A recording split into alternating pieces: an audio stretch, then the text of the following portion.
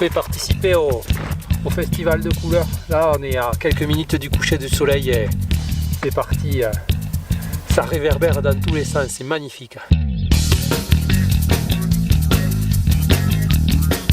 Hello à tous, donc nous voilà revenus un petit peu à la montagne par chez nous et on s'est rendu aujourd'hui au lac des Bouillouzes. En fait on est monté parce que les prévisions météo nous disaient que le ciel allait être bien chargé, qu'il y aurait même un petit peu de neige et donc on s'est dit tiens, pourquoi ne pas profiter d'un ciel un petit peu chaotique et venir faire des jolies photos avec des chutes de neige. Eh bien on est arrivé sur place et vous le voyez avec moi, c'est grand ciel bleu.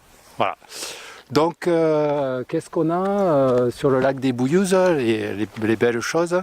En l'occurrence là-bas, le pic que vous pouvez voir, c'est le pic du Périque qui se détache avec sa face orientée côté tramontane qui est balayée donc par ce fort vent et qui crée tout un mouvement sur son versant qui est absolument magnifique. Donc ici en arrivant sur le barrage, là où on se trouve, on a de suite repéré en fait, dû à la fonte des neiges un petit peu anticipée on va dire pour la saison, des grosses crevasses en fait qui se situent juste en bas là sur le lac et qui pour l'instant nous donnent un beau bleu qui ressort dessous les plaques de glace. Et donc en fait avec la pierre qui a pour particularité ici d'être un petit peu ocre rosé, ça nous fait un détachement vraiment pur entre la neige et la pierre et ce guide qui part vers le Périque. Donc on se disait qu'on avait là la potentialité d'une belle composition à faire pour ce soir.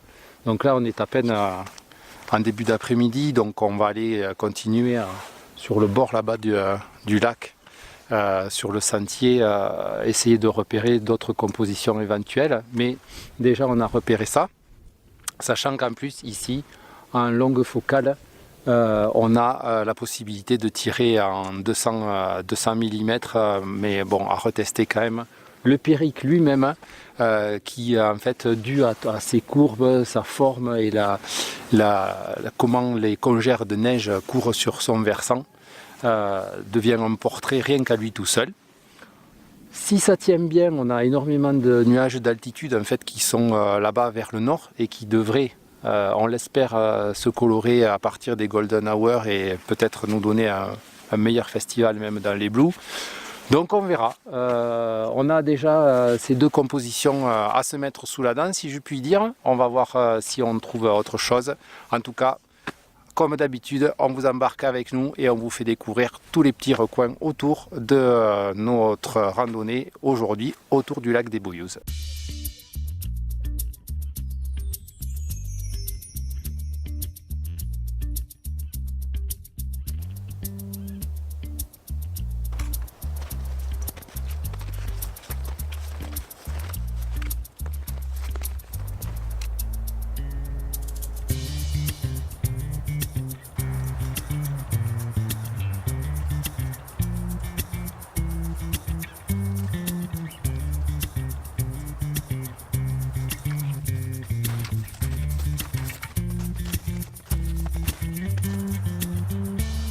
Je vous ai donc fait un panoramique rapide là autour de l'étang Nègre qui en fait est le premier étang que l'on a pu atteindre en montant doucement vers le Carlite. Carlite que l'on voit d'ailleurs qui est là-bas derrière moi avec ses contreforts qui le précèdent. Donc le seul qui approche de très près les 3000. Voilà, c'est absolument magnifique ici. On a même un jeu à faire avec ces contreforts là qui sont vraiment complètement au bord du lac, qui se dressent un peu comme une falaise, où l'hélicoptère d'ailleurs qui arrive est en train de le survoler. Et donc en fait on pourrait se servir un petit peu aussi de ces falaises comme un guide qui partirait vers le Carlite, parce que sur un coucher de soleil, quand le soleil justement passerait derrière la chaîne de montagne, et bien à ce moment-là on aurait une lueur splendide qui se dégagerait derrière les montagnes avec deux étages le lac, le premier contrefort et les 3000 derrière. Je pense qu'il y a une belle composition là aussi à faire. On y reviendra au printemps, les fleurs seront aussi en train d'éclore, donc ça peut être joli, ramener de la couleur. Certes, on perdra la brillance et l'exposition que nous rend la neige, mais à la place on retrouvera les belles couleurs du printemps.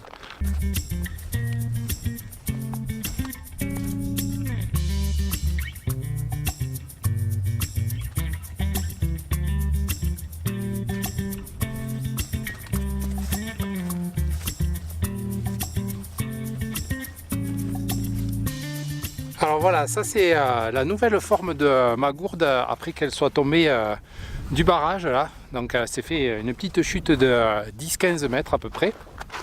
Et du coup elle a été bien retravaillée par son atterrissage. Donc on va se rendre sur les lieux, on vous retrouve tout de suite pour voir ça avec vous.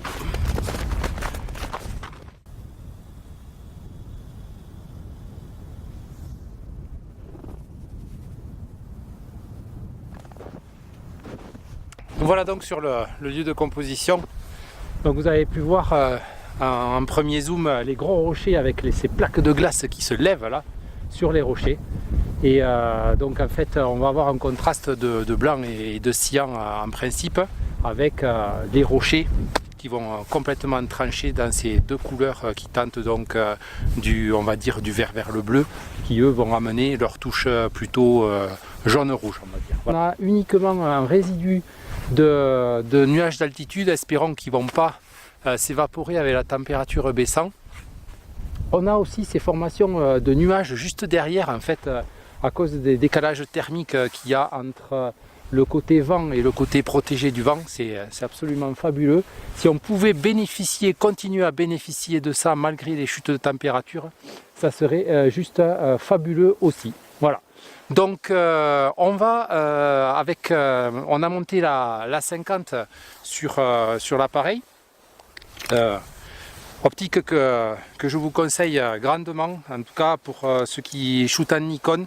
C'est une vieille 50 donc en type D.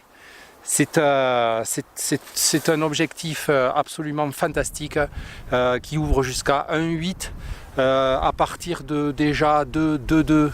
Le piqué est extraordinaire pour faire du portrait, c'est absolument fabuleux. Et pour faire du paysage fermé à 9, 10, c'est fantastique. C'est un objectif qui, pour 100 € vous le trouvez. Donc ne vous en passez pas, c'est vraiment le conseil du jour. Cet objectif 50, c'est vrai qu'il y a aujourd'hui les modernes, les séries G, beaucoup plus gros et autres, mais ils ne vous apporteront à rien de plus, je vous le certifie. Donc on va aller se positionner un peu plus loin là, juste ici, pour voir comment on positionne notre avant-plan avec la 50. Pourquoi la 50? C'est très simple, c'est que mon avant-plan ici est très loin en fait de la montagne, et si je me rapproche de mon avant-plan et que j'utilise un grand angle du style, on va dire, mettons, parlons de 20 pour commencer, peut-être 16, je n'en sais rien, ou 24, mais en tout cas dans la plage grand angle, le problème que je vais avoir, c'est que je vais repousser le périque qui va devenir du coup tout petit, ou du moins va perdre énormément de sa taille gigantesque par rapport à ces roches, et on va avoir un défaut d'échelle et perdre l'intérêt même peut-être de ces nuages qui se créent là-bas, puisque certes on les verrait mais ils seraient tout petits dans la photo et on perd énormément d'intérêt. Donc on va faire les premiers cadrages pour voir un petit peu comment ça se passe.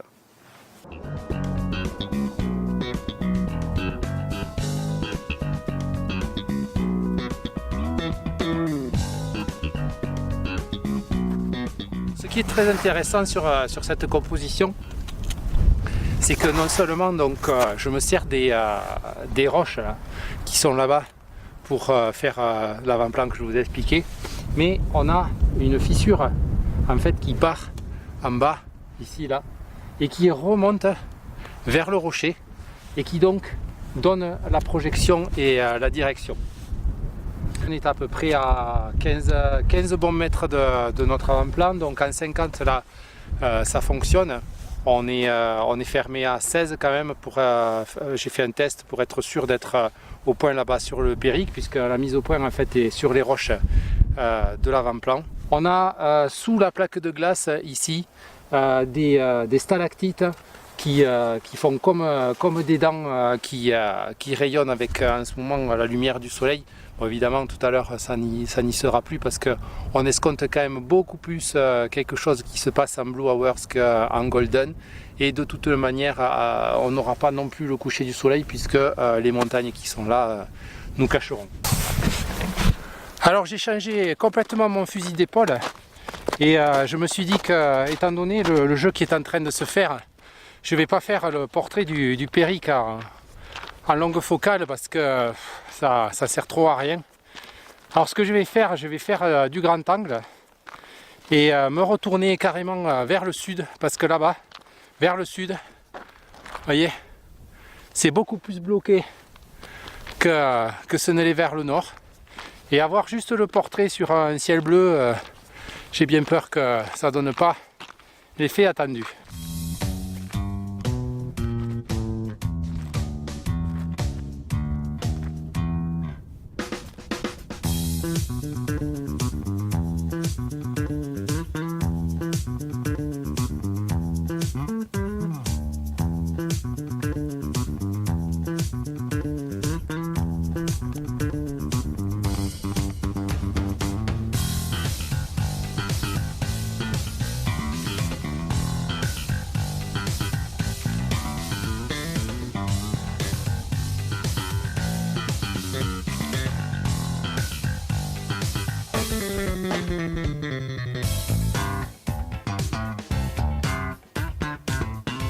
Je vais participer au festival de couleurs. Là on est à quelques minutes du coucher du soleil et c'est parti, ça réverbère dans tous les sens, c'est magnifique.